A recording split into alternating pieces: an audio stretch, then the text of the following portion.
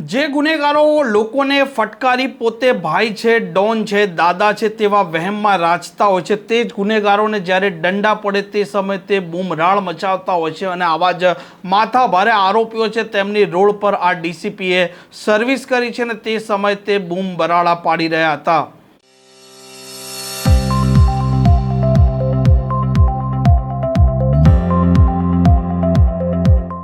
નમસ્કાર, આપ જોઈ રહ્યા છો હોટલાઇન ન્યૂઝ અને હું છું આપની સાથે તોફિક ગાંચી। ગુજરાતની વાત કરો કે પછી સુરતની વાત કરો, અનેક વખત આ ગુનેગારો છે તે બેફામ બનતા હોય છે, લોકો પર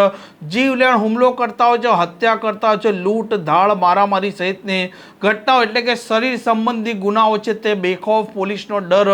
રાખ્યા વગર આચરતા હોય છે, પરંતુ જ્યારે તે લોકોને મારતા હોય છે તે સમયે તે ભાઈ છે, દાદા છે, ડોન છે તેવા વહેમમાં રાચતા હોય છે, તેની રીલ્સો બનાવતા હોય છે અને આસપાસના વિસ્તારોમાં તેમનો જે સ્થાનિક વિસ્તાર છે તે લોકોમાં ભય પણ ઊભો કરતા હોય છે। પરંતુ આવા લુખ્ખાઓને જ્યારે પોલીસ જાહેરમાં સર્વિસ કરે છે તે સમયે તે બૂમ બરાડા પાડે છે અને તેમના જે ગોડફાધરો છે તેમને પણ યાદ કરતા હોય છે અને બચાવો મમ્મી, બચાવો પપ્પા તેવી બૂમરાળ પણ મચાવતા હોય છે। આવા ગુંડાઓ જ્યારે દાદાગીરી કરે છે તે સમયે તેમને થોડી પણ તરસ કે રહેમ નથી આવતી અને તેમના ઘરવાળા પણ તેમના આ છોકરાઓ છે તેમને કંઈ કહેતા નહીં હોય તેવા સવાલો પણ ઊભા થતા હોય છે। ઘણી વખત તેમના પરિવારજનો પોતે જ ગર્વ લેતા હોય છે કે તેમના છોકરાથી ગામના લોકો છે તે ડરતા હોય છે, પરંતુ જ્યારે તેમને કાયદાનું ભાન થાય છે, તે જેલમાં ધકેલાય છે, ત્યાર પછી આવા ગુંડાઓ છે તેમને પણ તેમની હેસિયત છે તેની ખબર પડી જતી હોય છે અને તેમના પરિવારજનો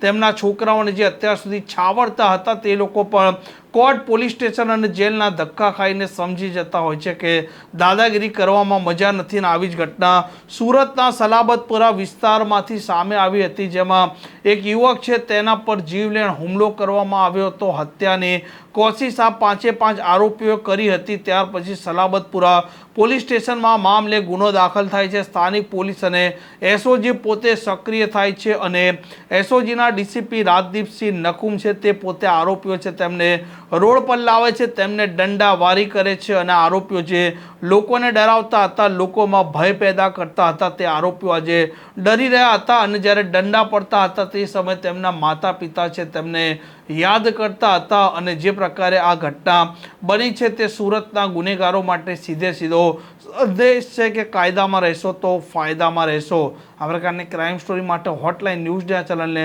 લાઇક, શેર અને સબસ્ક્રાઇબ કરવાનું ભૂલતા નહીં। નમસ્કાર। આવા પ્રકારના વિડીયો તમને જોવા ગમતા હોય તો હોટલાઇન ન્યૂઝ ચેનલને લાઇક, શેર અને સબસ્ક્રાઇબ કરો।